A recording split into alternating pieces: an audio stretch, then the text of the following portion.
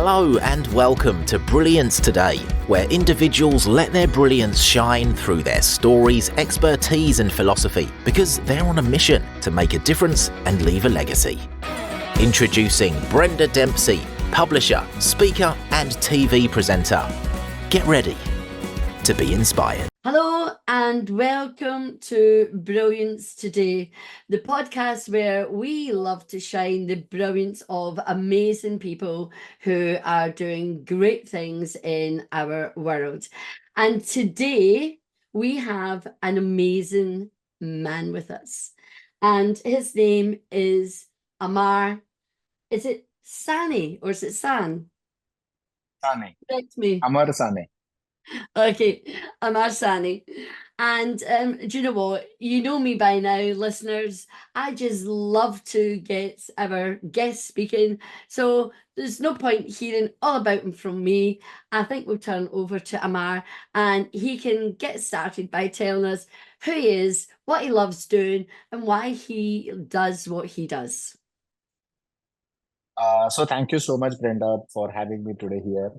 And so I am a life coach. I'm an executive coach. While I at the same time also work for a private life insurance company in a capacity of senior vice president. So what side of me which we are going to more discuss today is the coaching part of it. So during the pandemic, I formally got trained on being a coach. Being a life coach as well as executive coach. And I'm proud to share that today I have coached more than 200 individuals in various capacities. So I do specialize when people rather are stuck in relationships, they do have a conversation with me. So whether it is personal or professional, they do have conversations and they feel they have discovered a different version of themselves. That's what I love doing, and I do this on a pro bono basis. I do not charge any fees to my clients and the coaches because I do it out of my passion to make a difference to this world. I really want to make a difference to various people. So whatever I have learned in my life, the reason I do it is also because of the fact that I am trying to not have that void which I had myself in my life.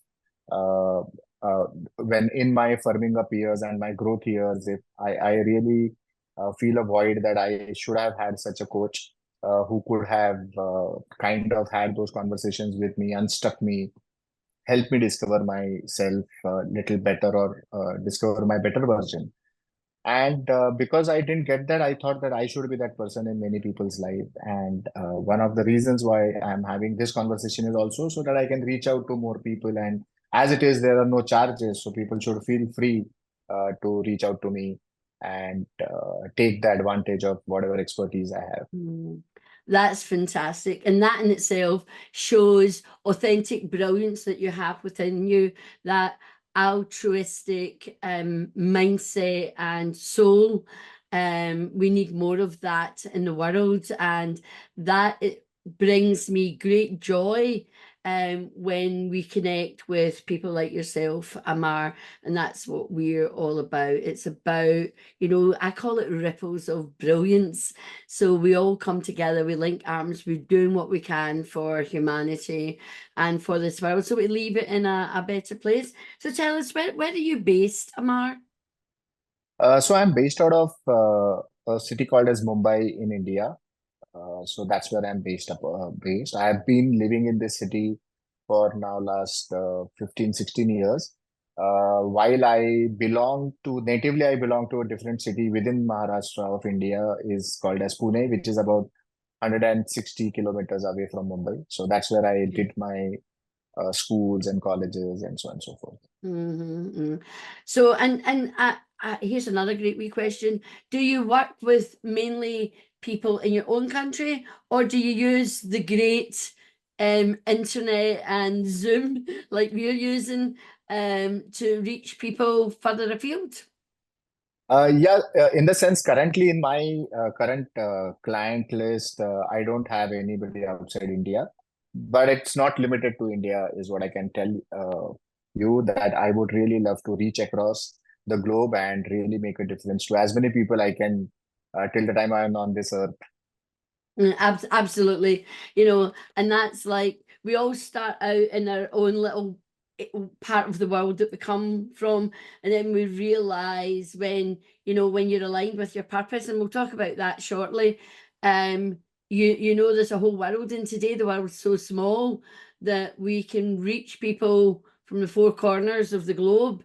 So I really love that, and platforms like this on Brilliance Today, obviously people need to know who you are, where you are, and that they can get in touch with you no matter where they are in the world. So we can speak a wee bit more about that towards the end.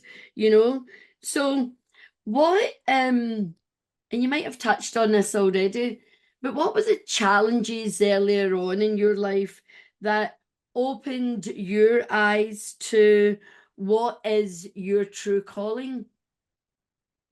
Yeah, so for a while, especially in the Indian context, as we grew, a lot of our aspirations or ambitions were driven through what typically your parents would want you to do.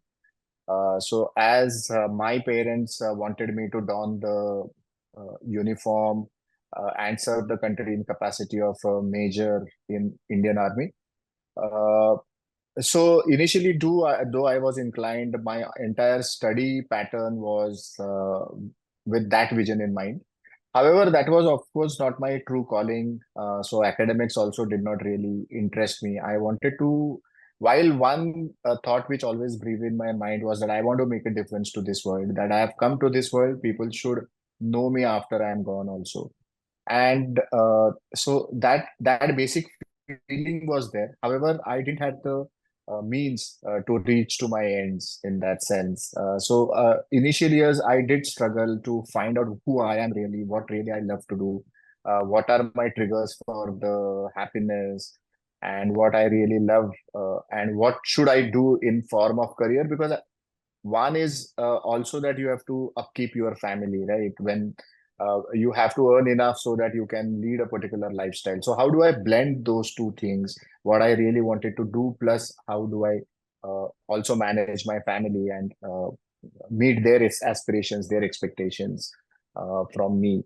So dealing with both these two things at the same time was really a challenge, and that's where I felt that if I had some hand which could have given me a little more guidance in terms of what should I do, how should I approach, and what is the path which I should take to realize my personal dreams as well as meet the expectations of various people from me. That would have been nice. So though I did a lot of so the way I kind of overcame those challenges was that I indulged myself into a lot of reading various books, or I attended various seminars, various training programs, and tried to gather whatever information I could. Then the real part which really was helpful to me is that it is not only about how many training programs you attend or the number of books you read. It is how you implement those things into your life and you learn from that. Oh, I love Otherwise, you it. could read 100 books. You could really means you could read 100 books, but do nothing about it. That doesn't help you at all. It only remains in your mind. It has to come into action. One of our the Indian people will relate more to a book called as Srimad Bhagavad Gita, which is a mythological book, you may say, or it's a sacred book, you may say, but it has a lot of learnings. It has a lot of spiritual learnings. While one angle of Srimad Bhagavad Gita was that it it enhances you spiritually, but I also found a view on practical side of it, and how do I use those learnings on day-to-day operations. You need not be spiritual necessarily and achieve uh, what spiritual leaders will tell you to do, but how do you use it practically? What learnings actually you can bring up, and how do you implement certain thought processes which are conveyed in that book? Is what I did, and it was not easy path though, because I had to do it all myself. There was no one per se to guide or explain. People, whenever you will go with that book to someone, they will always tell you the spiritual side of it. They will Yeah. not really tell you the practical, how do you I use it in practical sense. So I did a lot of experiments with that. I implemented a lot of things. I failed and I learned. So that's how I could kind of make a pathway for myself. And I presume that those are the learnings because Mm. when they come from failures, I think they register with you much stronger than I, the learnings which come absolutely. from And successes. I think you've seen some of my questions that I've written down here because you keep touching on where I want to take you next, which is wonderful, But I tell you what, I love what you're saying. You know, I buy books regular for personal development, spiritual development, mindset, whatever. How often do I read them cover to cover? Not as much as I should. And I'm a believer in there's no point in having all these books, going to all these courses, doing all these things if you don't apply it and take action. So even if you go or listen to this podcast, and I know we're going to be asking Amar for some practical tips, um, but the whole point is if you listen to a podcast, you want to be inspired. You want it to shape your thinking, but more than that, you want to take at least one thing away that you can apply into your own life and take action on, because if not, you're just going to stay stuck. You're never going to grow. You're not going to make the difference because it's all about action. You have to act. You have to have awareness, commitment, and you need to create traction through your action. That's what I say.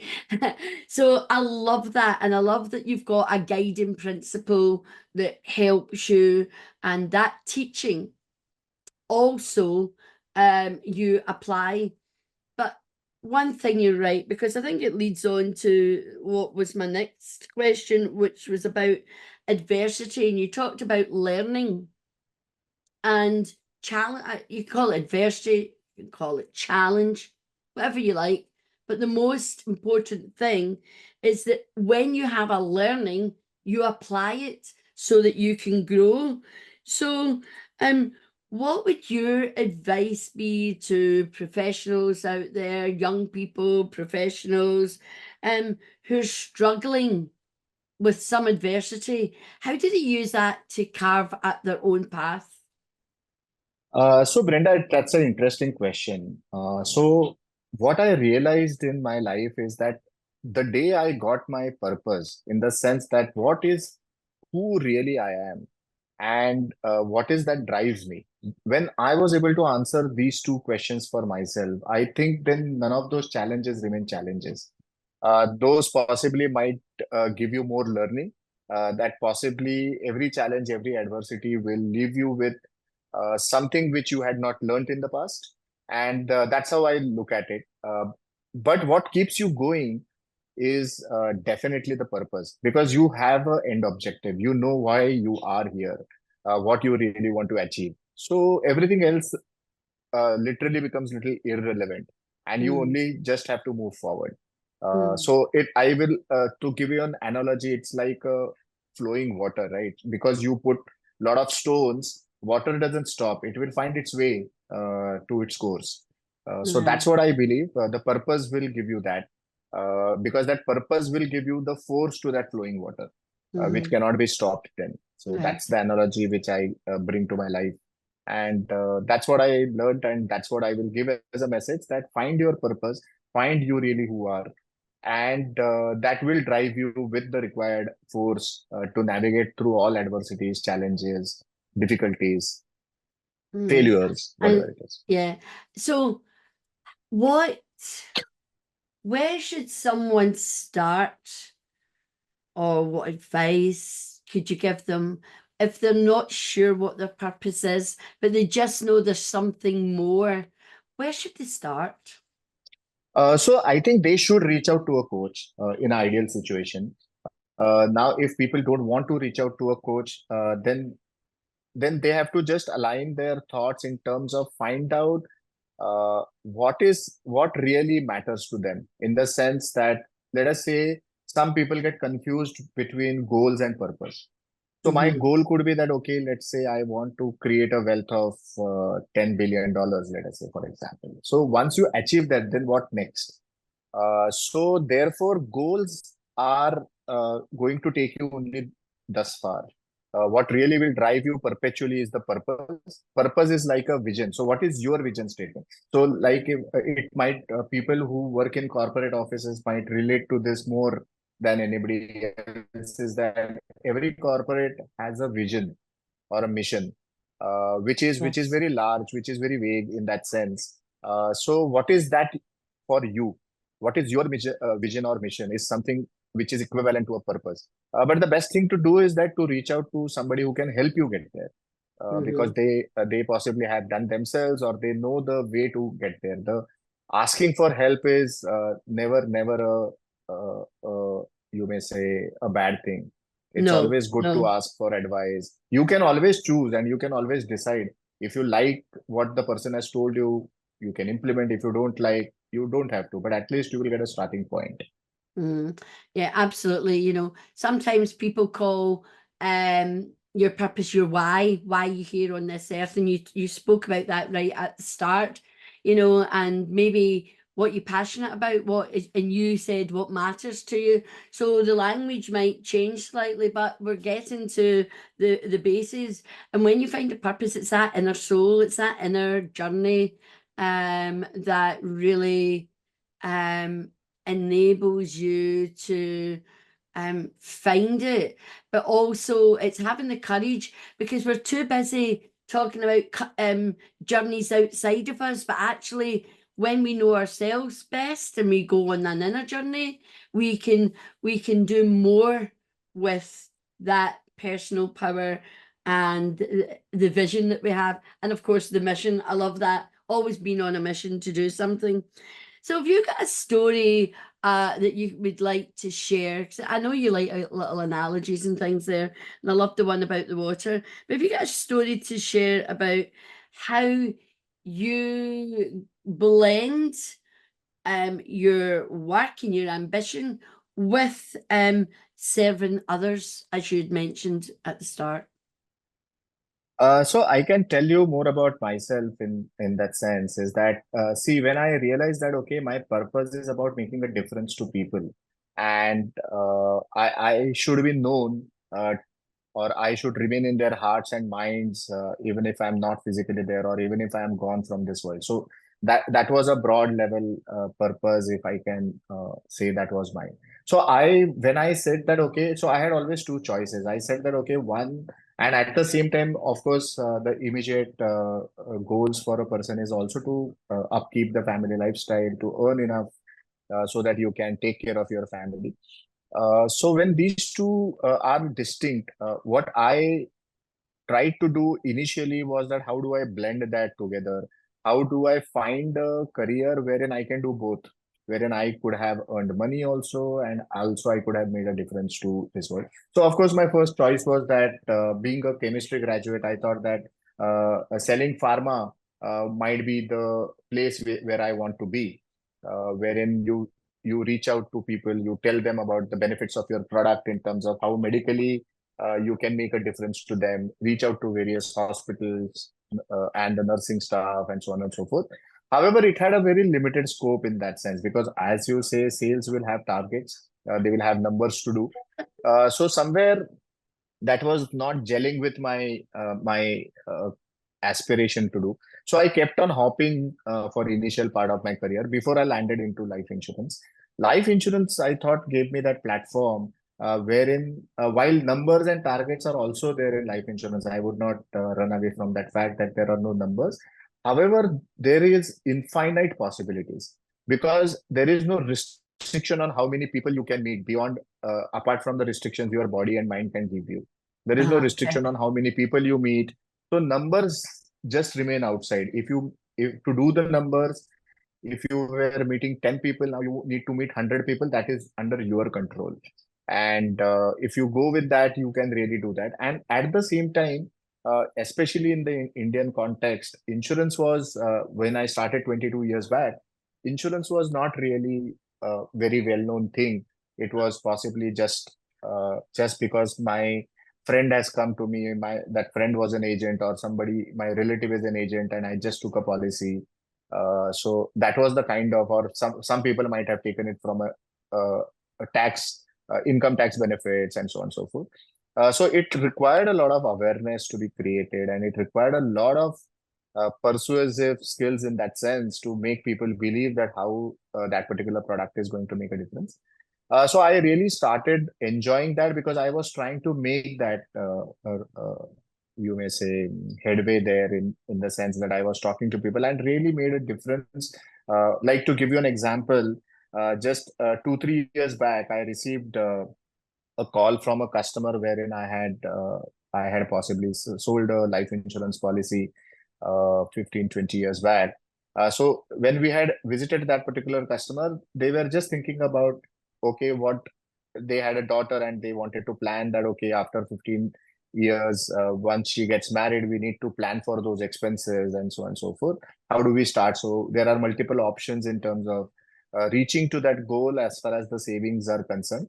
However, in my mind, it was always that a life insurance is a product, whether I am there or not there, yet the savings will happen. So that's the guarantee which a life insurance product brings. So I convinced the customer about that, and we did a proper need analysis. We looked at what was the cost then and what will be the cost 15 years down the line, and therefore we exactly arrived at what kind of premium the person should be paying, so on and so forth.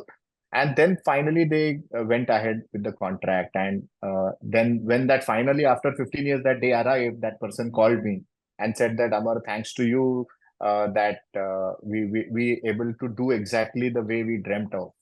The Oh, marriage that's happened well. amazing. So that's the difference you create, right? And uh, I am sure that I will remain with that person for whole his life. Yeah. Maybe I made that meeting of half an hour, 45 minutes with him. Maybe a couple of meetings more I must have done. But those meetings has made such a difference to that person that he will always remember Amar Sane. He will Yeah. always remember, his daughter might remember possibly. So that's how I want to create a mark. And I really believe that that's what we all should do. And then, therefore, I said that, okay, now beyond life insurance, if I have to really touch upon something area, then I picked up this coaching as an activity because tomorrow I may retire after 10 years from this profession. So why not take up this, which will help me continue what I'm doing in making a difference to people. Absolutely. And you just reminded me of Maya Angelou. She says people might not remember your name or what you did, but they'll always remember how you made them feel. And it's so important that we leave people feeling better than when we first spoke to them, and it's important that we do that in all our interactions, so it's that words of kindness, of gratitude, appreciation, respect. These to me become who you are. They become the traits, of that. So that leads me into the next question. It's all about your philosophy in life and how you drive that philosophy to like inspire you to live life to the fullest. So how do you use your philosophies in your life to drive you? So there are a couple of statements, Brenda, which I have, which come from my philosophy. And mind you, most of my things are given to me by the Srimad Bhagavad Gita. So I'm highly biased with the learnings which I had from there. But two, three things which I will tell you, which really keeps me going. One is that I strongly believe that uh, when you are on this earth, you have come here, you can't be sitting idle. You have to be in action. So always being into a active mode, in the sense that whatever circumstances may be there, but if you take the onus of those circumstances also on you, you will always get an action. So it is easy to blame something else, saying that, Oh okay, yeah. my geography is bad, my family is bad, my friends are bad, and nobody supports me. So you are not the driver here. You need to be in the driving seat in whatever you want to do in life. So that's my first philosophy, that I always find myself in the driver's seat. And I would not say, I was saying that sometimes, yes, you also get lost, because human mind is complex and it will take you to the other side wherein you start feeling that you're a victim of the system.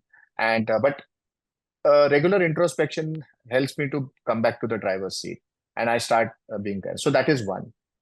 Second, which I strongly believe, is that whatever you live as a life is actually a consequence of the choices you have made. Mm-hmm. A human always has choices, whether we believe or not, whether we accept or not. I believe that we always have choices. We make some good choices, we make some bad choices, and whatever we have is a consequence of those choices. So always go back to the choice you made, and if the consequences are not making you feel happy, you have to better change your choice Yeah, going I forward. agree. So that's the second thing. And third thing, which has always stayed with me, is that there is nothing called as failure in life. What you have is either success or learning. So I these three things keep me binded together, and they really take me forward as and when I feel low, I feel down, when I don't get my results. Because Srimad Bhagavad Gita also, Krishna, the God Krishna, had said that you cannot be attached to the results. You have to be attached to your dharma, which is the action what you Yes. do. So you have to believe in your actions. You have to believe in your karma, and that's how you propel. Mm. I've got to say, I concur with those three philosophies. Very much, I always say, you either win or you learn. There's no such thing as losing. It's learning. And as an educator for 25 years, that's massive for me. And it's all about action, as I think we've spoken about that already, and too many people. But the first one that you talked about, what came to my mind is it's about people taking responsibility, because too many people, they play the blame game and they want to blame everybody else. It's not their fault, but how we respond to things is a choice. And you talked about choices, so choose a better response and get a better result. So I just love those three philosophies because they very much mirror how I think myself. And actually, you've given me three things that's to do with your philosophy, or your three philosophies. And my last question was all about three tips. So we've got the philosophies. So what tips would you give to share with our audience today that will encourage them to create their future that leaves their legacy? I think I touched upon this earlier as well. So first and foremost, you will have to really find what is your purpose. What do you think is your purpose of life? Because that is going to give you that directional path, and then you have to break it down into smaller goals, which are, as they call it, as smart goals. Yes. So once you break that down as smart goals, then you just have to align your actions towards achieving those goals. In case you do not get the results, look back, introspect, what could have been better, what choice did I make, right or wrong, and then correct those, try again. So that's what I would give as a tip. Yeah, I absolutely, there's a little, let me share a little story with you about trying again, resilience. So in Scottish folklore, well, it's folklore myth, whatever you want to call it, Robert the Bruce was in battle, and he was being defeated and he was fed up losing. And instead of staying with his men, he ran away to a cave for, solace and protection and to get away from the fighting. And as he sat in this cold cave, exhausted, head in his hands, what was he going to do? And all those feelings of abandoning his men. And then something caught the corner of his eye, and in the corner of the cave was a spider. And the spider had spun a little line, and the spider was at the bottom of its silk. And he watched time and time again as the spider tried to climb back up. And every time it almost got to the top, it fell back down. So he watched the spider do this on a number of occasions. But finally, because the spider never gave up, the spider kept try again, as you said. And eventually it got back up. And guess what happened then? He took himself out the cave and went back to battle. I can't remember now. I think he won that battle. So, you know, we can find inspiration, can't we, from nature and from things around us, from people, from experiences that will build that resilience to keep going when things get tough for us. And as you've shared with us today, Amar, and thank you very much, the challenges that Absolutely, you Brenda. face. So this was a story which has also left a mark on me because I had studied this as a part of my English textbook in Standard 3. I tell you that, I use that story all the time. And I learned that story as, I think I was an 8-year-old child at school. And that story has stayed with me. And anytime when people want to give up, I use it. I've written it in a blog. I've done all sorts of things with that story. And it's just such a simple story. And that's another thing in life, isn't it? I don't know if you agree with me, Amar. That simplicity is the best path. Keep it simple. Humans just want to make things complicated because they think it's intellectual, but actually the hardest thing in life is to keep something simple. And then that's the challenge. How do we make it simple so people can follow us? So let's find a solution how to make it simple to find our purpose in life. I think you might like that, you know. Anyway, I hope you've enjoyed today's brilliance today. You can see why Amar is such a brilliant guest. He's got a wealth of experience, and you'll be able to read more about what we discussed today in his article in Brilliance magazine, which will be coming out very soon. And of course, please share this podcast, like and comment. And Amar, how can people reach out to you? So I have an Insta, Amar Sane 06. So that's where people can tag me, follow me, reach out to me. Okay, so we'll do that. We'll put that in the body of this podcast, so you'll be able to capture that and go follow Amar, listen to his philosophies, and find out more about how you find your purpose, and more importantly, that introspection and taking action. So until next time, this is Brenda saying, be brilliant, much love, and to the pip. That's it for this episode of Brilliance Today. Thank you so much for listening. Please don't forget to subscribe and leave a review. For more information or to contact Book Brilliance Publishing, visit bookbrilliancepublishing.com. And remember, do different. Be brilliant.